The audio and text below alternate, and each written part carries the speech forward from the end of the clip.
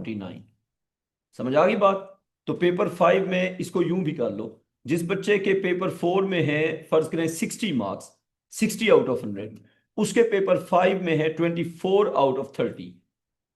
तो इससे खुद समझो असल जो मसला है वो पेपर 4 है, पेपर 5 नहीं है। तो आपका जो ग्रेड बनता है वो बनता भी पेपर 4 से है। पेपर 4 होता है कुछ 76-77%। पेपर 5 की वेटेज सिर्फ कुछ 20% के अराउंड होती है। तो आपका सारा ग्रेड पेपर 4 से बनना है, और तो हम पेपर 5 अच्छा करेंगे। बताओ। जनरली जो है ना, मैं तुम्हें रेंज बताऊंगा ना। सबसे जो कम रेंज, सबसे जो कम आया हुआ है वो 55 है। 55 मिनिमम रहा हुआ है। 100 में से 55, हाँ, 100 में से 55 था सबसे लोएस्ट। और सबसे जो हाईएस्ट गया हुआ है वो गया हुआ है 68 तक। 68 से ऊपर कभी नहीं गया। और बच्चों के लिए इस बार अगर हम बात करें तो आई थिंक कुछ 60 के अराउंड कुछ था, 60 के अराउंड रहता है। और 60 मार्क्स लेना इज हाईली इम्पॉसिबल। समझ आ रही है बात। तो असल चीज पेपर 4 है, इसके बड़े टेक्निकल क्वेश्चन होते हैं। ये A1 की तरह नहीं होता, A2 में बहुत मुश्किल सवाल होते हैं। डिस्कशन के बाद हाँ हाँ, ये डिस्कशन पढ़ाई से रिलेटेड थी। अच्छा, रिप्रेजेंट, यहां पे मैं तुम्हें कोई थिएटर तो नहीं सुना रहा ना, पढ़ाई की बात हो रही है। रिप्रेजेंट डिस्प्लेसमेंट, उसके बाद वेलोसिटी, उसके बाद acceleration. Represent displacement velocity acceleration, उसके बाद दो चीजें और भी, बल्कि तीन चीजें, kinetic energy, potential energy and total energy with respect to. With respect to का मतलब होता है independent variable. With respect to, आप मुझे ये बताएं, आपकी जिंदगी में अगर हम आपकी स्टेट्स को डिफाइन करते हैं, तो या तो हम बता सकते हैं, जैसे फर्ज करें मैं अली अरसल की स्टेट्स को डिफाइन करता हूं, मैं कहूंगा अली अरसल खुश था। तो मैं बताऊंगा जब वो खुश था तो वो किस टाइम पे खुश था या किस जगह पे खुश था। So either we describe with respect to position और we describe with respect to time. हमारी डेली लाइफ में इंडिपेंडेंट वेरिएबल्स होते हैं पोजीशन और टाइम। तो विद रिस्पेक्ट टू पोजीशन को डिस्प्लेसमेंट कहते हैं। क्या कहते हैं सर पोजीशन को? Displacement. With respect to displacement या फिर टाइम। तो आपको वो कहेगा कि एक ऑब्जेक्ट कर रहा है ऑसिलेट, बताएं जब वो मीन पोजीशन पे होगा उसकी वेलोसिटी क्या होगी, जब वो एक्सट्रीम पोजीशन पे होगा उसकी वेलोसिटी क्या होगी। तो velocity in terms of displacement, velocity in terms of time. समझ आ गई बात। अच्छा, अब रिप्रेजेंटेशन का मतलब क्या होता है? रिप्रेजेंटेशन में आप दो चीजें कर सकते हैं। कौन सी दो चीजें? आप चीजों को रिप्रेजेंट करते हैं या तो इक्वेशन की फॉर्म में, या तो इक्वेशन की फॉर्म में, या तो आप रिप्रेजेंट करते हैं ग्राफ की फॉर्म में। These are the two ways to represent and both are in our syllabus. Something is oscillating, उसकी इक्वेशंस लिखना और उसके ग्राफ बनाना हमारे सिलेबस में। ठीक है, रिप्रेजेंटेशन में या इक्वेशन पूछेंगे या ग्राफ पूछेंगे। अच्छा, अब सबसे पहले हम इक्वेशंस लिखना सीखते हैं। Equations with respect to, equations with respect to time. अच्छा, जब हम टाइम की बात करते हैं तो उसमें सबसे पहले हमने डिफाइन करना होता है टाइम जीरो। क्या डिफाइन करना होता है? Time zero. कि अगर आप कहते हैं 10 सेकेंड, तो ये 10 सेकेंड आपने स्टार्ट कहां से किया है। अगर आप कहते हैं 30 सेकेंड, तो 30 सेकेंड का स्टार्टिंग पॉइंट क्या था। तो आपको सबसे पहले डिफाइन करना होगा टाइम जीरो। टाइम जीरो, आपको मैं दो ऑप्शन देता हूं, स्टार्ट ऑफ ऑसिलेशन या start of observation. Time zero क्या होता है फिजिक्स में? Start of an event, start of observation. Observation. बेटा time zero is always start of observation. Start of observation, जहां पे टाइमर ऑन करते हैं। तो oscillation is already there, start of oscillation को टाइम जीरो नहीं कहते। टाइम जीरो इज, ये इंपॉर्टेंट कॉन्सेप्ट है, time zero is not, time zero is not the start. Oscillation तो हमेशा एक्सट्रीम पोजीशन से स्टार्ट होगी, आप ऊपर ले जाके छोड़ोगे ना। अगर पेंडुलम की बात करें तो वो तो फिक्स है। टाइम जीरो मीन पे भी हो सकता है, कहीं पे भी हो सकता है। टाइम जीरो होगा जहां पे टाइमर ऑन करेंगे। Time zero is not the start of oscillation, but it is, but it is start of timing interval, but it is start of timing interval when the timer was made on। बेटा time zero वो जगह होती है जहां पे हम timer का button दबाते हैं, जहां पे हम टाइमर को ऑन करते हैं। अच्छा, अब ये तो बात हो गई पहली, जब भी एग्जामिनर कहेगा टाइम जीरो, इसका मतलब है टाइमर यहां पे ऑन किया था। बात क्लियर? अच्छा, दूसरी बात लिखो कि displacement displacement velocity and acceleration, अभी हम इन तीन पे फोकस करेंगे। Displacement, velocity and acceleration very very sinusoidally. Sinusoidal क्या होता है? साइन या कॉस। जब आप कहते हैं ना फलां चीज साइनोसॉइडल है, तो आप कह रहे हैं कि इसकी इक्वेशन में या तो साइन होगा या कॉस होगा। साइनोसॉइडल का मतलब होता है या तो साइन या फिर कोसाइन। साइनोसॉइडल में या तो साइन होगा या कोसाइन होगा। कॉपी कर लो, फिर आगे चलते हैं। हो गया अब सर। पहला काम यह है कि आपको साइन और कॉस की इक्वेशन लिखना आनी चाहिए, और ये सर इक्वेशन इसका क्या मतलब हुआ? साइनोसॉड सॉट से डिले जो भी है। ब्रैकेट में लिख नहीं दिया कि साइन या कॉस की इक्वेशन। जिस भी चीज ठीक की है। इक्वेशन बनती है साइन या कॉस की, वो साइनोसॉइडल होता है। फर्ज करें आप कोई चीज टाइम के हिसाब से उसकी इक्वेशन बनाते हैं, जितनी चीजों की इक्वेशन में साइन या कॉस आता है वो सारी साइनोसॉइडल होती हैं। So sinusoidal is when equation is in the form of sine और कॉस, और ये दो चीजों के लिए होता है। जो पीरियोडिक चीजें होती हैं उनके लिए होता है, लेकिन दो चीजों के लिए हमारे सिलेबस में होता है, ऑसिलेशन एंड रोटेशन। ऑसिलेशन और रोटेशन में कॉमन क्या चीज है? ऑसिलेशन भी अपने आप को रिपीट करती है, रोटेशन भी अपने आप को रिपीट करती है। जो चीज रिपीट करेगी उसकी इक्वेशन में साइन या कॉस आएगा। ठीक हो गया? अब साइन या कॉस की इक्वेशन लिखते कैसे हैं? लिखें general form, general form of equation of sine और कोसाइन। अब यहां पे मेरी बात पहले आपने सुननी है, फिर आगे चलेंगे। जब आप ओ लेवल में साइन या कोसाइन पढ़ते थे तो आप साथ लिखते थे साइन थीटा और कॉस थीटा। हमारी डेली लाइफ में टाइम होता है या थीटा होता है? टाइम होता है। अब टाइम और एंगल का कोई ना कोई हमें रिलेशन डिवेलप करना पड़ेगा, लेकिन उससे पहले साइन या कॉस की जब भी आप इक्वेशन लिखा करेंगे, सबसे पहले आएगा प्लस माइनस। उसके बाद जिस चीज की इक्वेशन लिख रहे हैं उसकी होगी मैक्सिमम वैल्यू। जैसे अगर आप इक्वेशन लिख रहे हैं वेलोसिटी की, तो वेलोसिटी की मैक्सिमम वैल्यू। अगर आप इक्वेशन लिख रहे हैं डिस्प्लेसमेंट की, तो डिस्प्लेसमेंट की मैक्सिमम वैल्यू। जिस भी चीज की इक्वेशन लिख रहे हैं सबसे पहले उसकी मैक्सिमम मैक्सिमम वैल्यू। उसके बाद या तो साइन होगा या कॉस होगा। वो कैसे डिसाइड होगा वो मैं आगे बताऊंगा। ठीक है? या तो साइन या कॉस, वो कैसे डिसाइड होगा वो आगे देखेंगे। उसके बाद जहरी सी बात है थीटा होगा।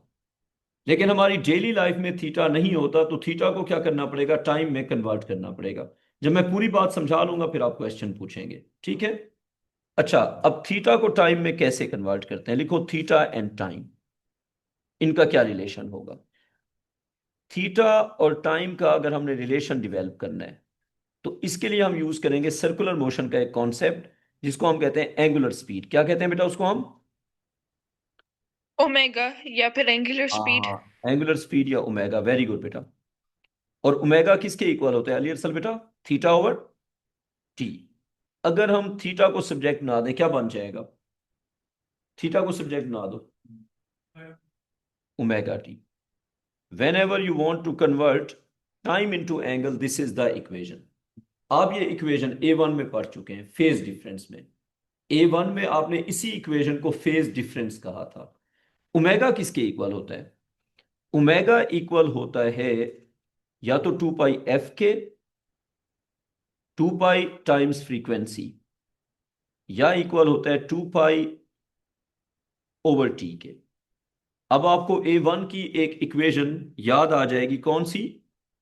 बताओ। फेज डिफरेंस अगर रेडियन में लिखना है, तो आपको अगर A1 का फिजिक्स थोड़ा बहुत याद है, तो रेडियन में phase difference in terms of जब टाइम लिखते थे क्या होता था, delta T over T into 2 पाई। अगर आपको याद है तो अच्छी बात है, नहीं याद तो कोई बात नहीं। याद है या नहीं है याद? नहीं है याद तो मैं इरेज कर देता हूं। बस थोड़ा बहुत याद है। ठीक है, तो मैंने इरेज कर दिया। हैप्पी? अब theta is equal to omega T तो समझ आ गया ना। अच्छा अब मुझे ये बताओ, ओमेगा की जगह पे क्या लिख सकते हैं? ओमेगा की जगह पे लिख सकते हैं एक ऑप्शन 2 पाई ओवर टी, और साथ हो जाएगा स्मॉलर टी। अच्छा इसमें कैपिटल टी क्या है, स्मॉलर टी क्या है, ये हम साथ लिख देंगे। दूसरा ऑप्शन, क्या हम ओमेगा की जगह पे 2 पाई एफ लिख सकते हैं? लिख सकते हैं सर। लिख सकते हैं। Answer is yes. ठीक है, बना दो ये, लिख दिया। अच्छा अब साइन या कॉस की जब भी इक्वेशन लिखेंगे क्या होगी standard form, plus minus maximum value, उसके बाद साइन कॉस और साथ थीटा। इसके 2 पाई लोअर केस टी लिखना चाहिए था बराबर में। मैं भूल गया हूँ टी। अच्छा बच्चों, प्लस माइनस मैक्स वैल्यू, यानी कि साइन और कॉस का जो कोएफिशिएंट होता है वो हमेशा क्या होता है, मैक्स वैल्यू। ठीक है, साथ होगा साइन, और थीटा की जगह हमेशा अब हम लिखा करेंगे ओमेगा टी। ठीक, इसकी एग्जांपल्स करेंगे तो ही कहानी समझ आएगी। एग्जांपल्स करना इज कंपल्सरी। लिख दिया यहां तक, ये नोट्स थे, अब एग्जांपल्स पे सर ये जनरल इक्वेशन है, ये जनरल साइन और इक्वेशन। कोसाइन की। जी जी, अब एग्जांपल्स करेंगे तो समझ आ जाएगी। एग्जांपल ज्यादा सारी करेंगे। एग्जांपल्स लिखो for writing equation of sine या कॉस। सर थोड़ा सा ऊपर करते हैं। ये ले बेटा, थोड़ा सा ऊपर कर दिया। अच्छा अब हमने सीखना क्या है, equation for sine and equation for cosine. ये लिखना आएगी तो ऑसिलेशन आगे चलेगा। और इसका यूज क्या होगा, कोई चीज ऑसिलेट कर रही है और हमने इक्वेशन बनानी है, तो साइन और कॉस की इक्वेशन लिखना आएगी तो इक्वेशन बनेगी। अच्छा अब सबसे जो सिंपल काम है वो तो ये है कि एग्जामिनर आपको कहेगा बच्चों ये है डिस्प्लेसमेंट, आप इसकी जरा इक्वेशन लिखें, प्रैक्टिस करते हैं। वाई एक्सिस पे लिखो डिस्प्लेसमेंट। क्या लिखना है बेटा वाई एक्सिस पे? डिस्प्लेसमेंट। और डिस्प्लेसमेंट का यूनिट डिफाइन कर दो सेंटीमीटर। एक्स एक्सिस पे लिखो टाइम, और टाइम का यूनिट डिफाइन कर दो second. Displacement centimetre time second कर दिया। हाँ बना दो।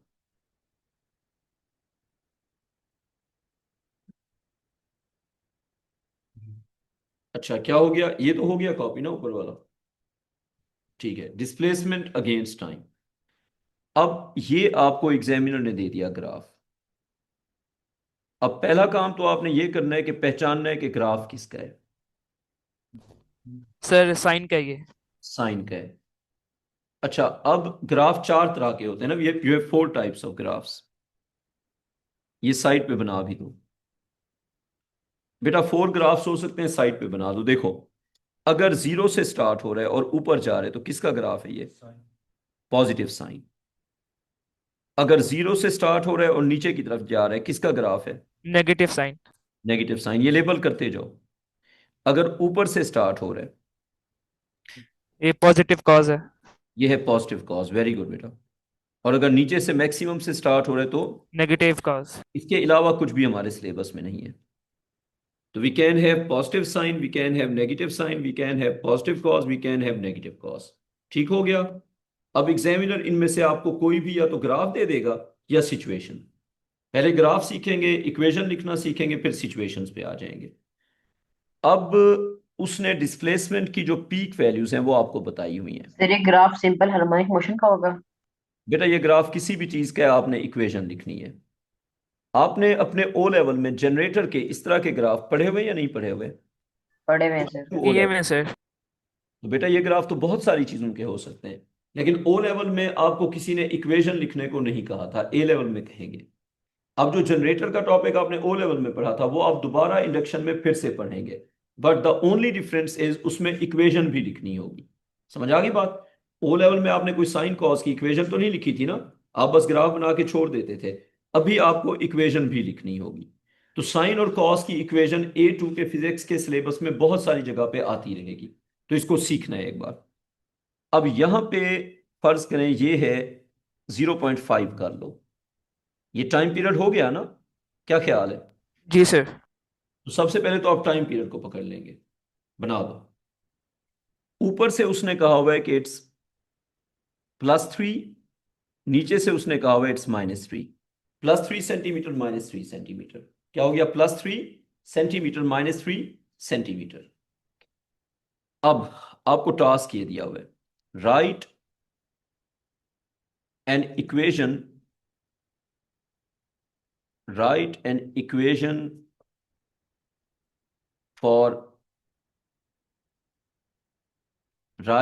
equation for displacement x in terms of time t.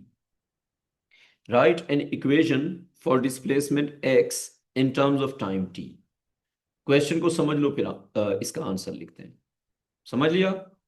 अब स्टेप बाय स्टेप चलते हैं। पहला काम हमेशा ये करना है कि जनरल फॉर्म लिखो। पहला काम हमेशा बेटा, आपने हमेशा जनरल फॉर्म लिखनी है सबसे पहले। क्वेश्चन में डिमांड किया हुआ या नहीं किया हुआ, आपने उस क्वेश्चन की इक्वेशन नहीं, पहले जनरल इक्वेशन लिखनी है। इज इट पॉजिटिव साइन और negative sine? Positive. Positive sir. ये जी आपको दिया हुआ है पॉजिटिव साइन, तो इक्वेशन में लिखेंगे x इज इक्वल टू, सबसे पहले पॉजिटिव साइन, उसके बाद मैक्स वैल्यू, उसके बाद मैक्स वैल्यू, उसके साइन बाद ओमेगा टी। साइन और ये ओमेगा टी।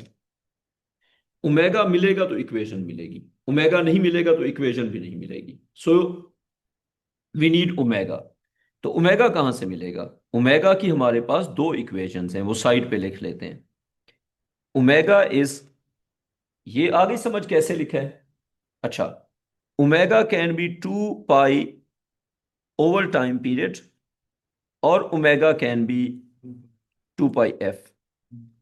बेटा omega 2 pi over time period भी हो सकता है और ओमेगा 2 पाई f भी हो सकता है। तो अब पहले हम ओमेगा फाइंड कर लेते हैं। Omega is equal to 2 pi over, बताओ टाइम पीरियड ग्राफ पे क्या नजर आ रहा है? 0.5। 0.5। 2 पाई ओवर 0.5, तो ओमेगा इज इक्वल टू 4 पाई। पाई। भी बता दो जरा। सर 4 पाई आ रहा है। 4 पाई रेडियन पर सेकेंड, क्या हो गया? 4 पाई रेडियन पर सेकेंड। अब देखो x is equal two plus, और मैक्सिमम वैल्यू की जगह डाल देंगे 3 सेंटीमीटर, 3 सेंटीमीटर।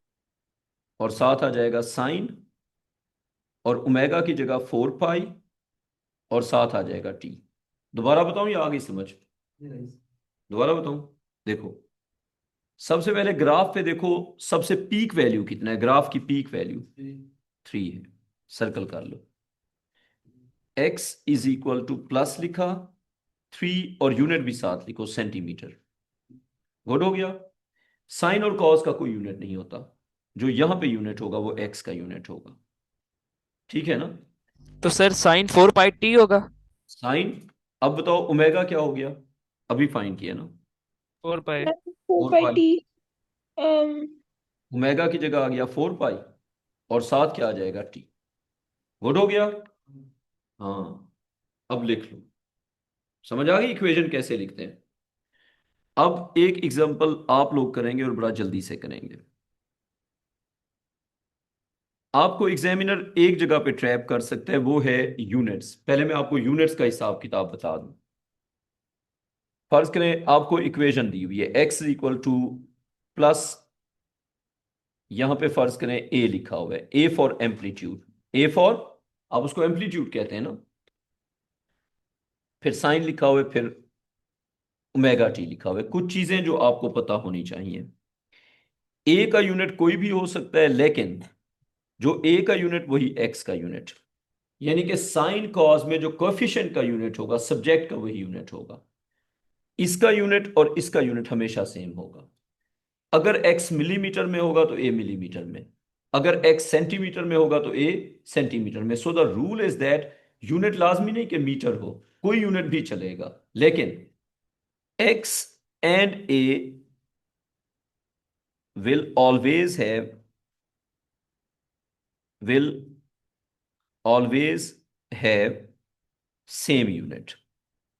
ये बात समझ लो ताकि आगे चलेंगे। यानी कि जो यूनिट एक्स का होगा वही यूनिट ए का होगा। बात समझ आ गई? इसी तरह टी और ओमेगा का भी रिलेशन है। यूनिट ऑफ टी और नीचे लिखो यूनिट ऑफ ओमेगा, इनका भी रिलेशन है आपस में। और फिर इसी पे डिपेंड करेगा यूनिट ऑफ कैपिटल टी। फर्ज करें टाइम आप लिखते हैं सेकंड में। इसमें लिखते हैं टाइम। अगर टाइम का यूनिट आप सेकंड यूज करेंगे तो ओमेगा का यूनिट हो जाएगा रेडियन पर सेकंड। कोई कंफ्यूजन इसमें? टाइम अगर सेकंड में होगा तो ओमेगा होगा रेडियन पर सेकंड में, और कैपिटल टी किस में होगा? सेकंड्स में। अब समझने वाली बात, टाइम अगर सेकंड में होगा तो ओमेगा होगा रेडियन पर सेकंड में, और कैपिटल टी होगा फिर सेकंड्स में। अगर आप टाइम को लिख देंगे मिली सेकंड में तो फिर ओमेगा किस यूनिट में होगा? रेडियन पर मिली सेकेंड्स। मिली सेकंड। और इसका यूनिट भी होगा मिली सेकंड। अगर कभी एग्जामिनर माइक्रो सेकंड कह दे फिर क्या होगा? अगर एग्जामिनर माइक्रो सेकंड कह दे फिर क्या होगा? फिर ये होगा। Radian slash micro second. वो म्यू म्यू एस हाँ रेडियन पर म्यू एस फिर हाँ म्यू बेटा, एस। जी बेटा आप सही कह रही हैं। रेडियन पर माइक्रो सेकंड। तो टाइम का यूनिट अगर माइक्रो सेकंड होगा तो ओमेगा का रेडियन पर माइक्रो सेकंड, और टाइम पीरियड का हो जाएगा माइक्रो सेकंड। समझ आ गई बात? कॉपी हो गया यहां तक? अच्छा अब जो है, हो गया। हाँ जी, अब हमने यहां तक सीख लिया। अब आपको क्वेश्चन देते हैं। यूनिट्स की समझ आ गई? मैच करने होते हैं, अपनी मर्जी नहीं चलती। नंबर 2 लिखो जरा। आपको एग्जामिनर ने फिर से दिया हुआ ग्राफ। अब ये आप लोग करेंगे, मैंने तो पहले कर लिया था ना। अब आपकी बारी। डिस्प्लेसमेंट, और उसने कहा हुआ है कि एक्स एक्सिस पे वी हैव टाइम।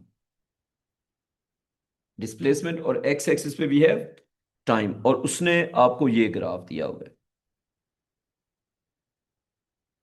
अब ये आप खुद पहचानेंगे कि ग्राफ है कौन सा।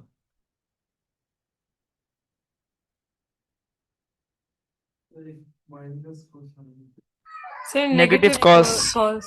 जी जी। अच्छा अब यहां तक टाइम हो गया 0.2, और यहां पे उसने यूनिट दिया हुआ है मिली सेकेंड। कौन सा यूनिट दिया हुआ है? मिली सेकेंड। तो ऐसे यूनिट में कन्वर्ट कर सकते हैं? कर सकते हैं, करो। अच्छा पहले क्वेश्चन में पूरा लिख लूँ ना एक बार। अच्छा अब देखो, अब यहां पे उसने दी हुई है वैल्यू +5, और यहां पे उसने वैल्यू दी है -5, और ये मिलीमीटर। ये लिख दो सारी बातें, फिर आपसे क्वेश्चन पूछते हैं। ठीक। हो गया सर।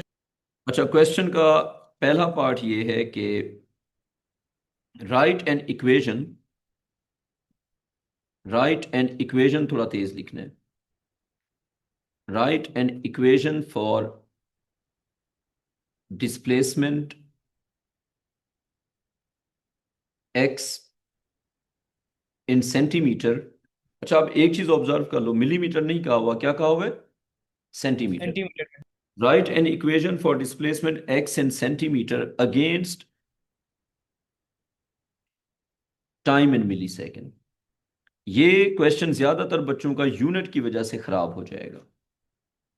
ये क्वेश्चन ज्यादातर बच्चों का खराब होगा यूनिट की वजह से। करो। अच्छा गलत करना है कोई बात नहीं, कर लो गलत, फिर जब मैं करूंगा पता चल जाएगा ना। तो अटेम्प्ट करना ज्यादा जरूरी है। सही कर रहे हो गलत कर रहे हो फर्क नहीं पड़ता।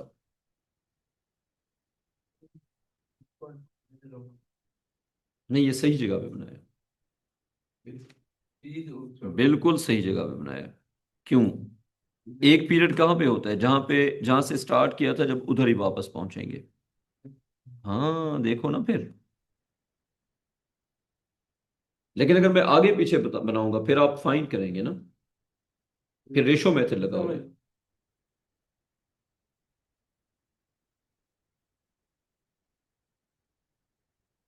Right an equation for displacement x in centimetres.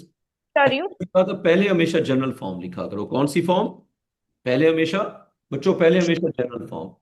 General form में क्योंकि ये नेगेटिव कॉज है हाँ तो तो negative into max value time cause cos theta. ये बेटा आप सही बता रही हैं। अच्छा सर एक चीज बताएं सर, मिली सेकेंड्स 10⁻³ होता है ना? हाँ, लेकिन अभी तो उसने कहा हुआ है कि आप मिली सेकंड में ही लिखो। बिल्कुल ठीक है। अब मेरी बात सुने, स्टेप बाय स्टेप, थोड़ा सा रुक जाओ। पहले मुझे ये बताओ कि अगर उसने कहा हुआ है कि टाइम होगा मिली सेकंड में, तो आप मुझे बताएं ओमेगा का यूनिट आपको क्या यूज करना है, बस ये बताओ पहले। रेडियन पर मिली सेकेंड। रेडियन पर मिली सेकेंड। और जब आप टाइम पीरियड इसमें पुट करेंगे उसका यूनिट क्या यूज करेंगे? तो इसका मतलब है जब टाइम मिली सेकेंड में होगा तो बाकी सारे टाइम्स फिर मिली सेकेंड में। मेरा ख्याल है कि बात समझ आ गई होगी। अच्छा, अब general form, Mohammad general form जरा बताओ इसकी। मोहम्मद, ये वाले मोहम्मद। हाँ, नहीं पहले जनरल फॉर्म ना, x equal to minus max value, minus max value नहीं ले सकते। ग्राफ अगर नेगेटिव में है तो नेगेटिव लेंगे, माइनस मैक्स वैल्यू कॉस और ओमेगा टी। ठीक है, तो पहले स्टेप में हमें ओमेगा फाइंड करना पड़ेगा, और वी नो दैट कि टी मिली सेकेंड में है और ओमेगा किस यूनिट में है? रेडियन पर मिली सेकेंड में। Units are to be aligned, units are to be aligned, same units होने चाहिए। अच्छा, पहले हम ओमेगा फाइंड कर लेते हैं। ओमेगा हो जाएगा 2 पाई ओवर टाइम पीरियड, तो ये बन जाएगा 2 पाई ओवर टाइम पीरियड है 0.2, 10 पाई हो जाएगा सर। ये हो जाएगा 10 पाई, और इसका यूनिट हो जाएगा रेडियन पर मिली सेकेंड। बेटा इसका क्या यूनिट हो जाएगा? रेडियन पर मिली सेकेंड। मिली सेकेंड। हाँ, अब हम वैल्यूज पुट करते हैं। x equal to negative of maximum value, कितना है मैक्सिमम वैल्यू? अच्छा एक चीज और देखो, x का यूनिट क्या कहा हुआ है? सेंटीमीटर। अब यहाँ पे मार पड़ जाएगी। हाँ, अगर सेंटीमीटर का है तो सेंटीमीटर ही पुट करना पड़ेगा, ये नोट कर लो। हाँ, अगर सेंटीमीटर का है तो अपनी मर्जी नहीं चलेगी। अगर एग्जामिनर ने कहा है कि x इन सेंटीमीटर, तो फिर आपको सेंटीमीटर ही पुट करना है। तो x इज इक्वल टू, जहां पे आप लिखेंगे मैक्सिमम वैल्यू, तो माइनस मैक्सिमम वैल्यू हो जाएगी, मिलीमीटर में है ना, तो 5/10 मिलीमीटर टू सेंटीमीटर। उसके बाद कॉस, उसके बाद 10 पाई और 60 t। और हर चीज का यूनिट आपको पता होना चाहिए for this equation. Time is in milliseconds and yes. X is in centimetres. Done हो गया? अच्छा, तो हमने ये किया है कि हमने मिली सेकेंड को सेकेंड्स में कन्वर्ट करने के लिए हमने -5/10 किया है ना? बिल्कुल नहीं, ये हमने मिलीमीटर को सेंटीमीटर में कन्वर्ट किया है। ये मैं यही कह रही हूँ, मिलीमीटर को सेंटीमीटर में, मुझे क्या मुझसे वो कुछ और नहीं थी ना? अच्छा, मिलीमीटर टू सेंटीमीटर, सही हो गया। अच्छा, अब ये पहला पार्ट हो गया। अब जनरल इक्वेशन क्या बन गई? -0.5 cos of 10 pi t, first part हो गया। सेकंड पार्ट लिखो, फाइंड डिस्प्लेसमेंट। सर बताओ बेटा। सर हमने जनरल फॉर्म के अंदर कौन सा? माइनस मैक्स वैल्यू हमारी -5 थी, और ब्रैकेट के 5 बाहर भी माइनस था। 5 नहीं थी, 5 नहीं थी, 5 नहीं थी, 5 मिलीमीटर थी। आपको 5 मिलीमीटर थी। देखो मैक्स हाँ वैल्यू जो है 5, रुक जाओ ना जरा, मिलीमीटर है। लेकिन एग्जामिनर ने कौन सा यूनिट डिमांड किया हुआ है, मिलीमीटर या सेंटीमीटर? नहीं सर, वो ठीक है। आई एम सेइंग हाँ कि जो उसके बाहर ब्रैकेट के बाहर माइनस की वैल्यू थी ना, तो हाँ वो हाँ, माइनस माइनस प्लस नहीं हो जाना चाहिए? नहीं हो जाना चाहिए। उसकी वजह यह है कि ये जो max value is just a magnitude, अच्छा ये वही वाला नेगेटिव है। ठीक है सर। ये जो ग्राफ वाला नेगेटिव है वही है, नेगेटिव इनटू नेगेटिव नहीं होगा। This max value is just magnitude. Done हो गया? Yes sir. हाँ, max value is the magnitude. आप साइन पोर्ट नहीं करते, सर बेसिकली जिस रीजन से ग्राफ स्टार्ट होगा वही मैक्स वैल्यू होगी। वही मैक्स वैल्यू होगी। Find displacement. नहीं, जब इस फाइल में तो फिर इस तरह हमेशा मैक्स वैल्यू 0 नहीं होगी। हाँ होगी 0, तो इसलिए तो साइन है। नहीं नहीं नहीं नहीं बेटा, मैक्स वैल्यू जो है ना, जहां से ग्राफ स्टार्ट होगा वो नहीं होगी, पीक होगा। पीक होगा, तुम सही कह रहे हो बेटा। मैक्स वैल्यू होगी तो वो पीक ही होगी ना। Max value peak. फोकस करो, ड्रामे ना करो। फाइंड डिस्प्लेसमेंट इन, एक्टिंग के कोई नंबर नहीं मिलते। Find displacement in centimetres when t is 0.138 millisecond. When T is 0.138 millisecond find displacement. अब जो इक्वेशन लिखी थी उसको यूज करने का टाइम आ गया है। और एक और बात लिखो, वेन एवर, ये एक रूल लिख लो और याद भी रखना है। Whenever you are calculating, whenever you are calculating, whenever you are calculating sin omega t or cos omega t, calculator must be converted, calculator must be to converted, radian mode. yes, to radian। अगर आपने sine omega T या cos omega T calculate करना है तो calculator का radian में होना is compulsory. Equation तो पहले से हमारे पास है, टाइम पुट करेंगे, लेकिन कैलकुलेटर का रेडियन में होना इज कंपल्सरी। बात समझ आ गई? कब रेडियन में कन्वर्ट करेंगे? जब भी साइन ओमेगा टी या कॉस ओमेगा टी को न्यूमेरिकली सॉल्व करेंगे। ठीक है, तो क्या इक्वेशन थी? x in the units of centimeters is equal to negative 0.5 cos of 10 pi, और t कितने हमारे पास अभी? 0.138। क्या 0.138 का यूनिट कन्वर्ट करना है या नहीं करना? क्यों नहीं करना? Because it is already in millisecond, because it is already in millisecond. 0.138, हाँ जी, डालो कैलकुलेटर में आंसर बताओ। 0.184 और ये होगा सेंटीमीटर्स। डन। ठीक है जी, मिल गया आंसर। समझ आ गई? अब यहां पे एक क्वेश्चन है, इक्वेशन में तो नेगेटिव था लेकिन हमारा आंसर पॉजिटिव आ गया। वो इसलिए कि जब साइन या कॉस होता है तो टाइम के हिसाब से कभी पॉजिटिव होता है कभी नेगेटिव होता है। So it depends on time. ये नहीं कि इक्वेशन नेगेटिव है तो हर वक्त नेगेटिव होगा। इक्वेशन के नेगेटिव होने का मतलब है कि शुरू में नेगेटिव है, फिर बाद में नेगेटिव पॉजिटिव स्विच होता रहेगा, नेगेटिव पॉजिटिव, नेगेटिव पॉजिटिव। तो साइन या कॉस की इक्वेशन नेगेटिव या पॉजिटिव होने से वो परमानेंटली नेगेटिव या पॉजिटिव नहीं होता, because it has to fluctuate, कभी नेगेटिव होगा कभी पॉजिटिव होगा। बात क्लियर? अच्छा, ये हमने कर लिया, अब आगे चलते हैं। कॉपी हो गया? अच्छा, जब आपने साइन या कॉस की इक्वेशन लिख ली फॉर डिस्प्लेसमेंट, अब उससे वेलोसिटी कैसे निकलेगी, उससे एक्सेलरेशन कैसे निकलेगा? लिखो, rate of change of displacement, ये आपने लिखना है। ये नोट्स में हम आगे कंटिन्यू कर रहे हैं। वेलोसिटी। बिल्कुल सही है। Rate of change of displacement will be velocity। Good हो गया? Rate of change of displacement will be velocity। And what about rate of change of velocity? अगर आप सर एक्सेलरेशन। अगर आप मैथ्स पढ़ते हैं, अगर आप मैथ्स पढ़ते हैं तो रेट ऑफ चेंज डेरिवेटिव होता है। अगर आप मैथ्स नहीं पढ़ते तो कोई बात नहीं, रेट ऑफ चेंज होता है। ठीक है, तो rate of change of velocity क्या होगा? Acceleration sir. हाँ जी, rate of change of velocity जो है वो होगा एक्सेलरेशन।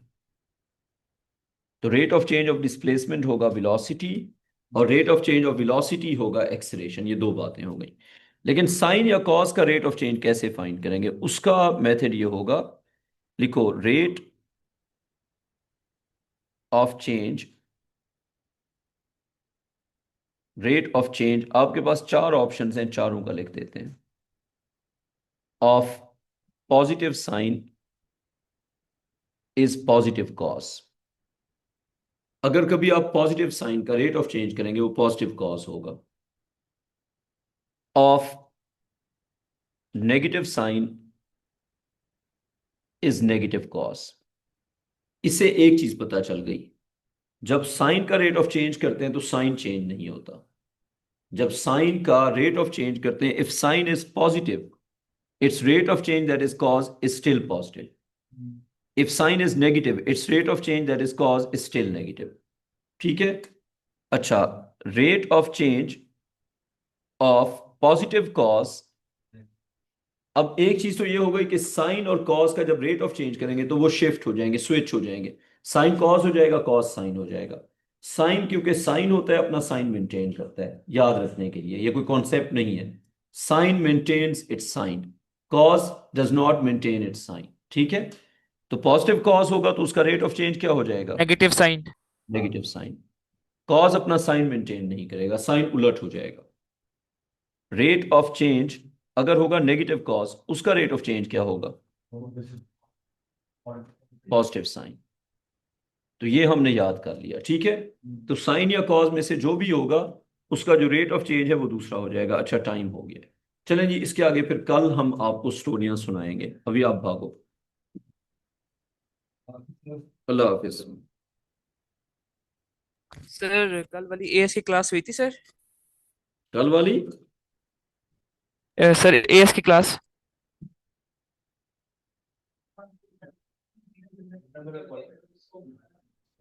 हाँ हाँ, ये मेरे पास है अली भाई। अली भाई मेरे पास है इनका। हाँ हाँ, वो सही कह रहे, सही कह रहे। आपने कर ली है? सारी कर ली थी, बस इसमें ये वाला क्वेश्चन दोनों सिमिलर तो समझ नहीं आ रही। इसकी मैंने आज वीडियोस पोस्ट करनी है, वो आज रात में पोस्ट करूंगा यूट्यूब पे। ठीक है, लाजमी लाजमी लाजमी। आप वीडियो लेसन यूट्यूब पे हमेशा अपलोड करते हैं? करके लॉग इन। अब कल से एक वर्कशीट आप करके लाएंगी, एक आपको मिलेगी। बिल्कुल ठीक है, बिल्कुल ठीक है जी।